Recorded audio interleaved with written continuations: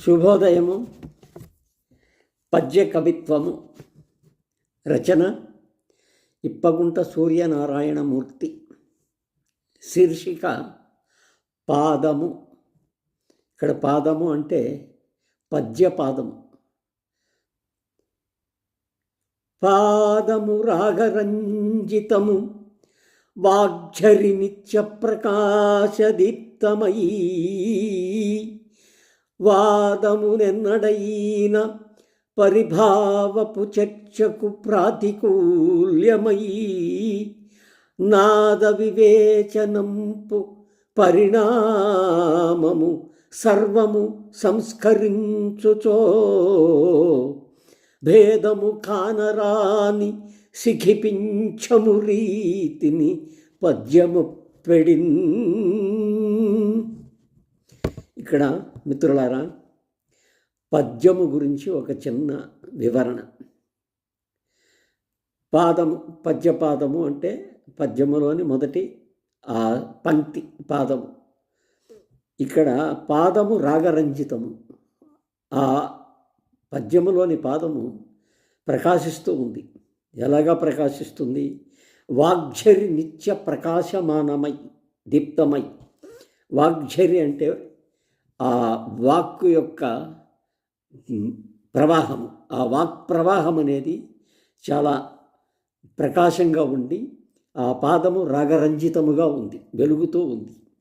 వాదమునెన్నడైనా, ఎక్కడైనా వాదము వచ్చినప్పుడు వాదమునెన్నడైన పరిభావపు చర్చకు ప్రాతికూల్యమై. పరిభావము అంటే అవమానం.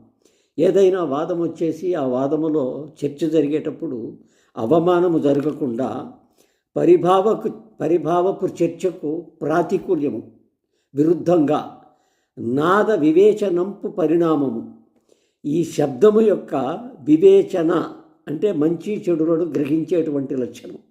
ఈ నాద వివేచనం పరిణామము సర్వము సంస్కరించుచో, అది పూర్తిగా సంస్కారంగా దాన్ని సరిచేసినట్లయితే భేదము కానరాదు.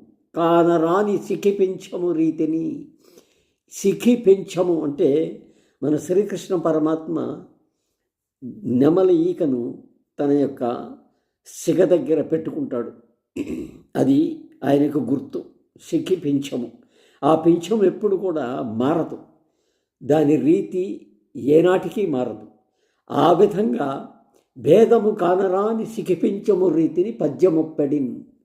పద్యము ఆ స్థాయిలో, సిఖిపించము స్థాయిలో ఏమాత్రం తేడా రాకుండా ఎన్ని వివరణలు జరిగినా, ఎన్ని చర్చలు జరిగినా, ఎన్ని వాదములు జరిగినా కానీ పరిభావము, అవమానం అనేది లేకుండా రాగరంజితమైనటువంటి వాగ్ఝరితో, వాక్ప్రవాహముతో ఆ పద్యము సిఖిపించము రీతిగా ఒప్పుతుంది అని చెప్పి పద్యము గురించి ఒక కవిగా నా భావాన్ని మీకు తెలియపరుస్తున్నాను.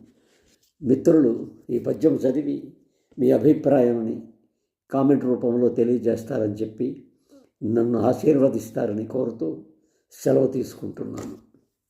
నమస్తే.